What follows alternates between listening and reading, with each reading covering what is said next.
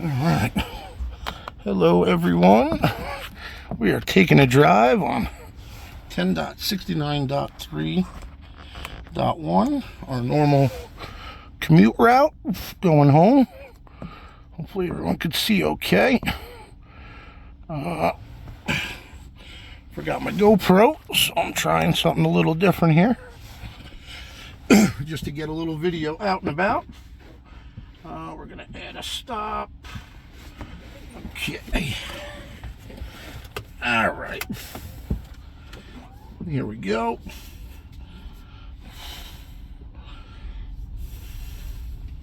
So far, day one, and this is day two of this software for me. It has been really, really good, which normally the beginning of a software update is not as good. But this one has been pretty good. You can see still not picking up a lot in the parking lot. It wants to go left here, which is not supposed to do that. So I still have to get it out into the road, and I can turn it on right here. Oh, maybe. There we go. Oh, Stevens.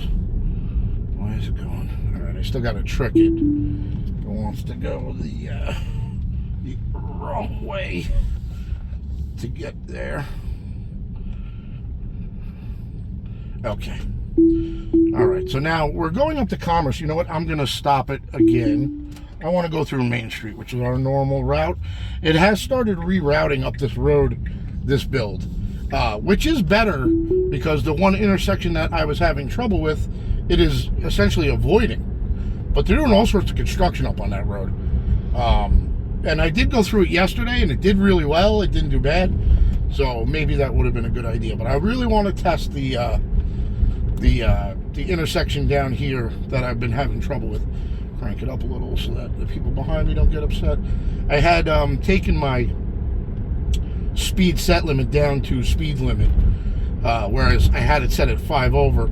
Oh, car pulling out. Good job, no hesitation there. He was backing up but not moving, so that was good. I set it down to the speed limit only because this version again gets a little punchy coming around turns in my residential neighborhood, whereas it'll get heavy on the accelerator. So I decided that I would leave it at set speed limit and adjust accordingly, which is probably the best. But I am also, in just a little south of New York City, so the people around here are in a rush. And that is the biggest problem I have, is that everyone's in such a rush. Ooh, car door open. You see we do evade. Very nice. No slowdown. I would have liked a little bit of slowdown there.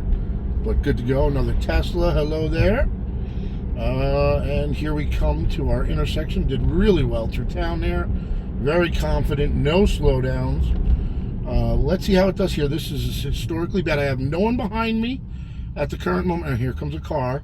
So it's going to be a little harder to test. She's pulling up. She should stop here. There is a car coming from the right. Beautiful. All right. Wait. No. There's a car coming. You cannot go. I don't know why it's moving, but I'm going to turn it off. Oh, he's stopping. Okay, so there you go.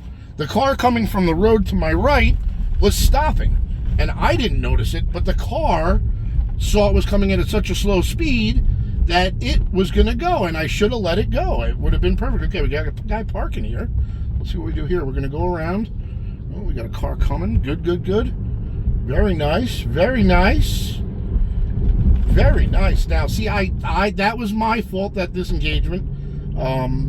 That was not the car's fault. The car was doing the right thing.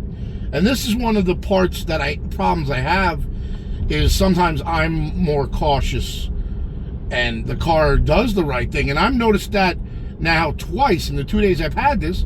Yesterday I had a disengagement. The car was doing the right thing, but I got nervous. So I disengaged. And listen, I know I should be disengaging. That's what we're doing this for. But at the same time, it's like, there's some times that I just get too nervous to let the car do what it's going to do when I should. again, we still have a slowdown for the stop sign off to the right here. It's been doing that every time. It also did it on this intersection yesterday. And this intersection was bad before, in previous versions, got really good in the last version, and it's beautiful today. It's a little bit to the right, but you got a wide lane, no white lines, so not a big deal. But yeah, that was good. Yesterday it had a little bit of a problem there. All right, so we're coming up to the next left, so to speak. Let me full screen this so you guys can see what's going on. That's the car visuals. You can see everything it sees. All right, we've got a car good to go, no problems. It's really confident. It's been really confident and really smooth so far these past 2 days. Smoother than it had. Like, that slowdown was a slowdown. It wasn't an abrupt adjustment. We used to get a lot of abrupt adjustments. Look at this going around the sign. Perfect. Perfect. Oh, man, I tell you, Tesla is killing it with this full self-driving. It just keeps getting better and better. It's smaller increments than I would have thought, but every time you get an update, you could feel it. You could feel it. I mean, they're literally on the cusp, man. They're on the cusp. All right, so here's this is what we call the four corners problem. It's centering. It wants to make a left. It should not center. The people behind you will lose their minds if you center here. They're going to want to go straight or make the right, so they're going to be pulling up next to me. You'll see it in a minute.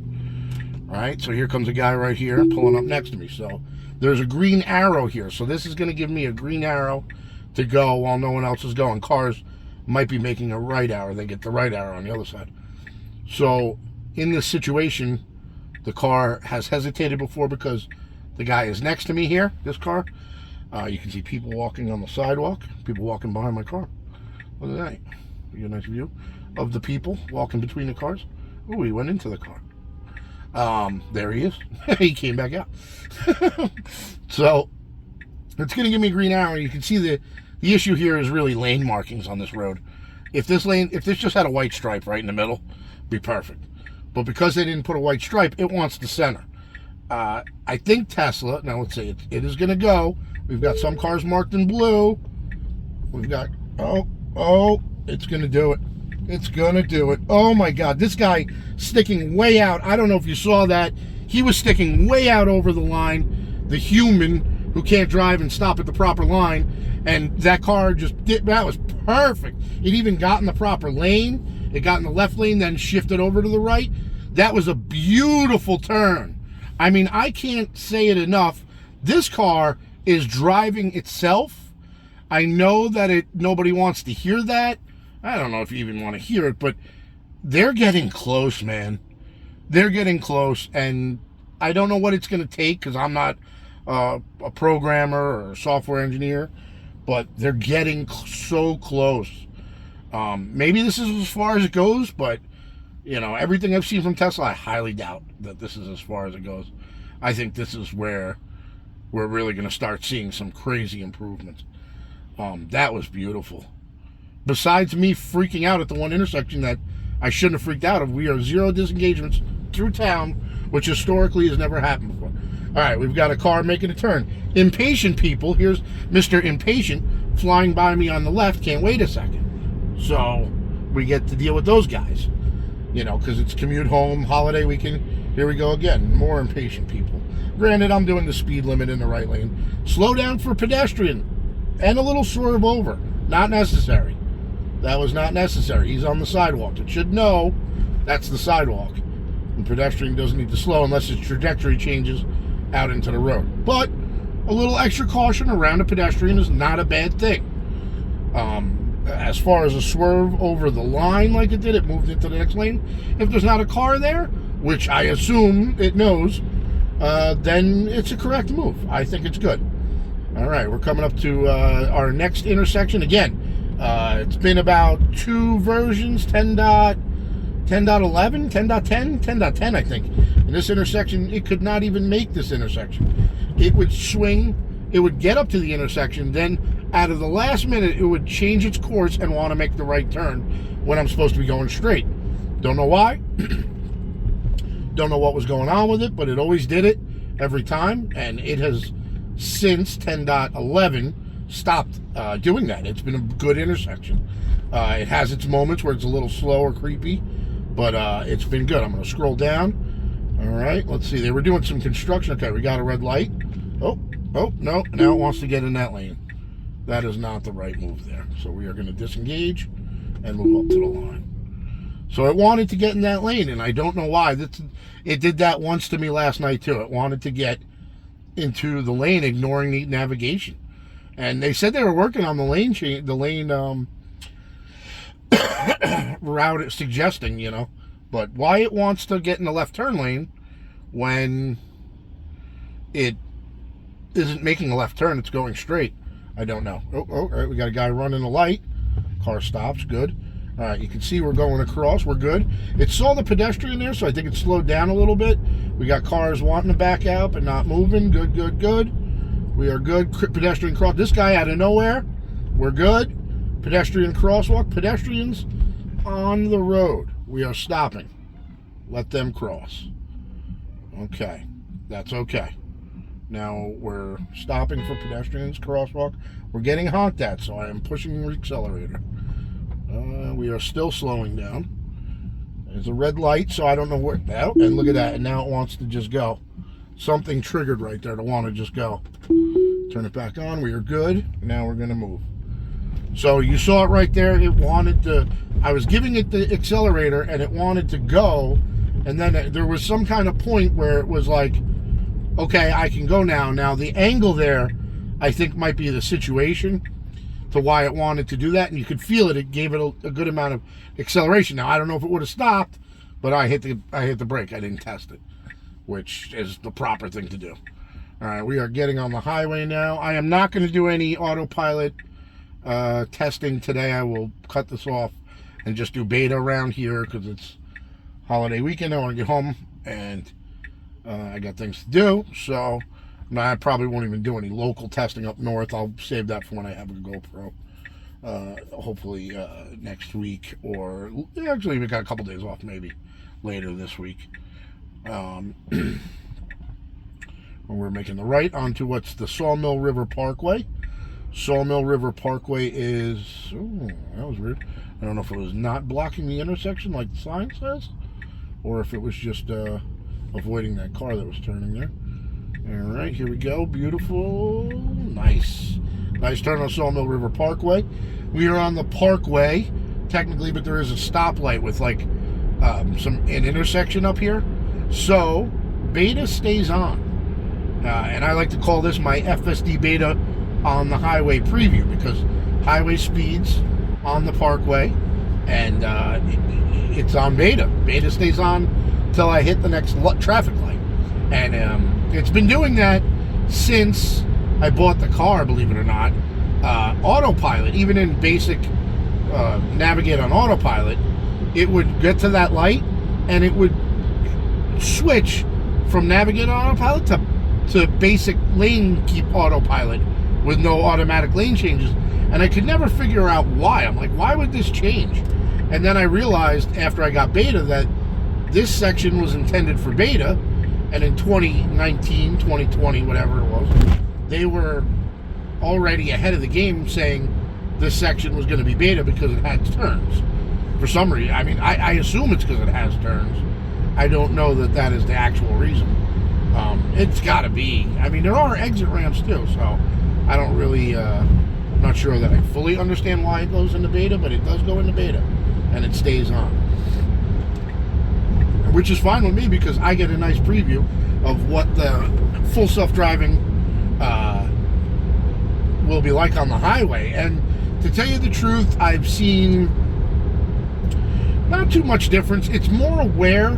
You could tell it's aware of the cars positioned around you, whereas base autopilot didn't always seem like it was aware of everything around you.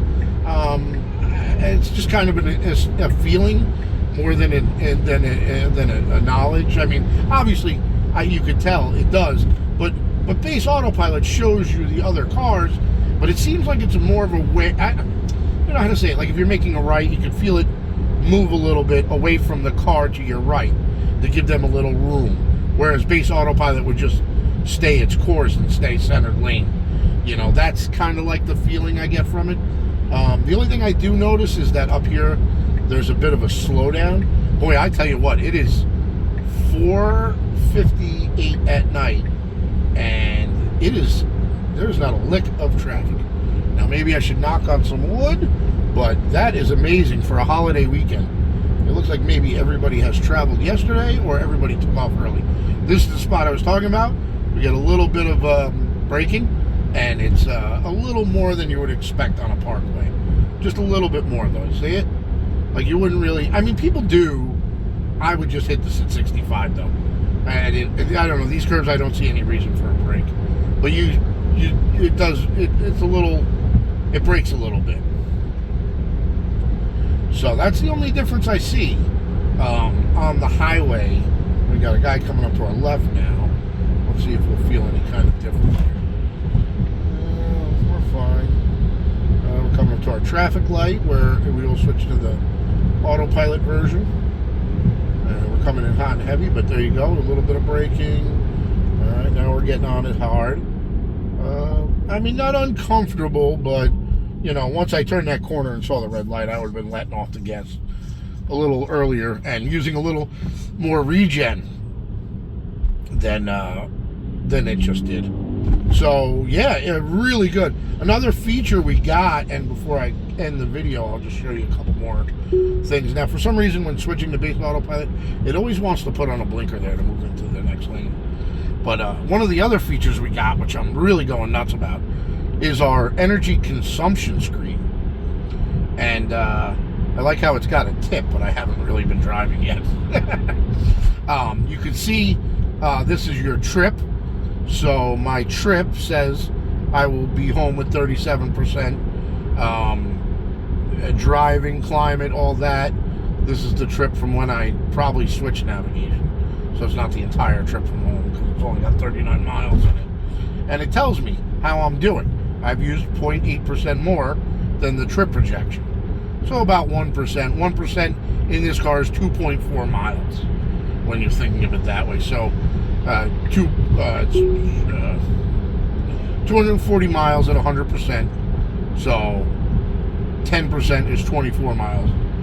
1% is 2.4. So that's how I break it up in my head to do the math. And you can see this is invaluable. You got trip, you can go over here to rated.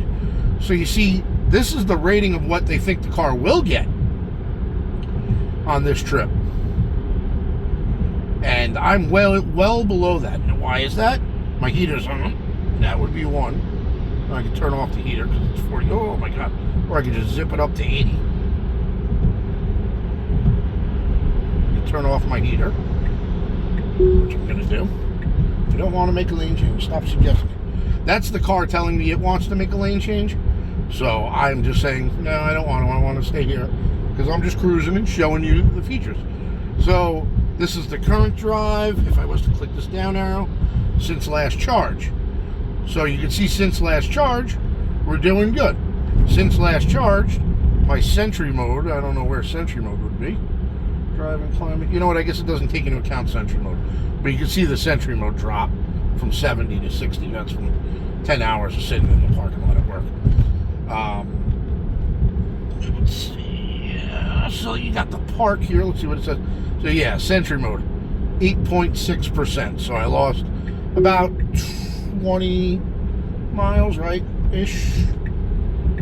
Whatever, something in that figure. All right, now I'm going to go past this guy because he's going so slow.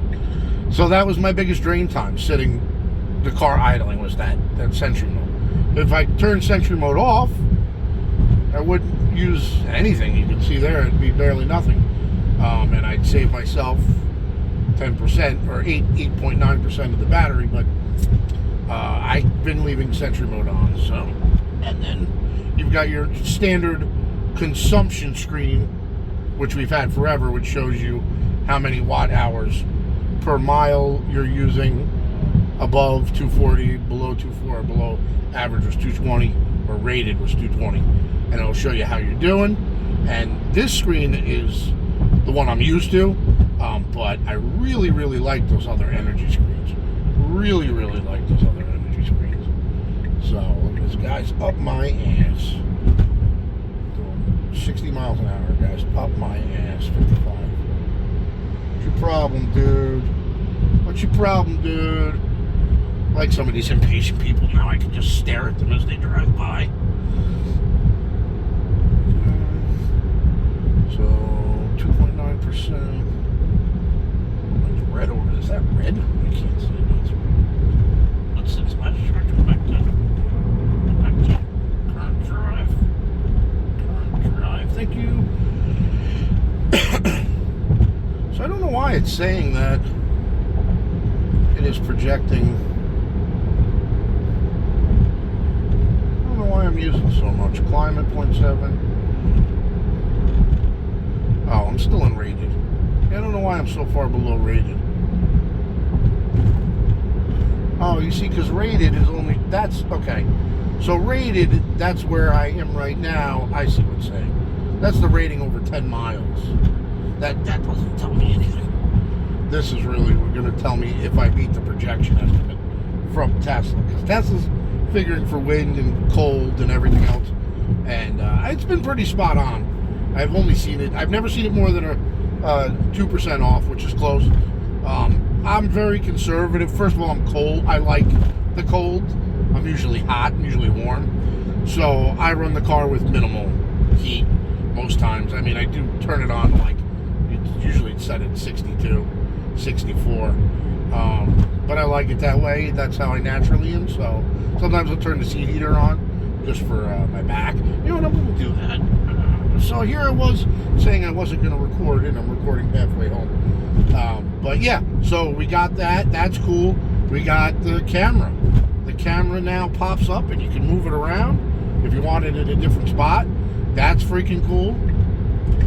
Love that. I don't know what else we got. What else was in this? No, there wasn't much else, but the pretty cool feature update. Oh, and let's see.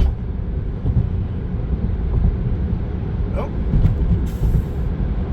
No, not yet. It didn't get added to the map yet, but we have a new supercharger right directly along my commute in Brewster that is working today. Someone stopped and plugged in.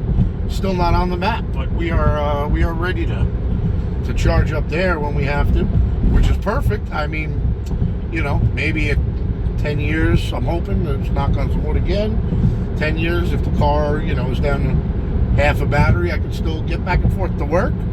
Just stop at the supercharger for 5-10 minutes. I don't know if that's how it really would work, but whatever.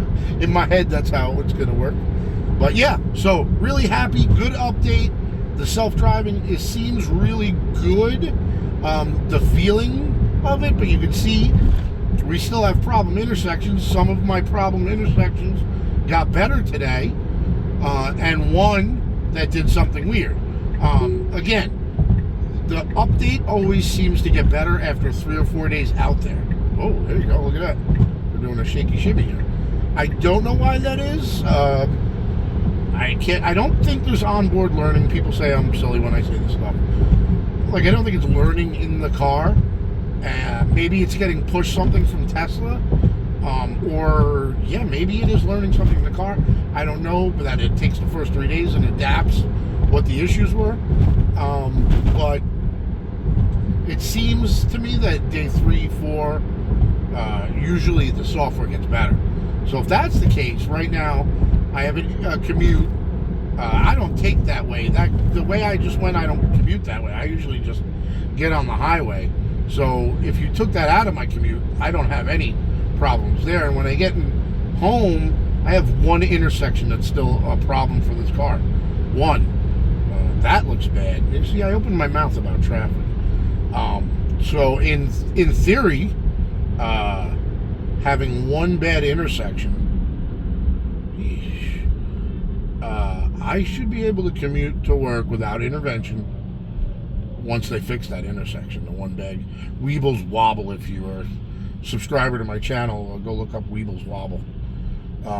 That's the intersection I've been having troubles with. But other than that, I should be driving without intervention. Soon. Yeah, I mean, it's here. So, anyway, everybody have a good night. Hit the like, hit the subscribe button. Enjoy.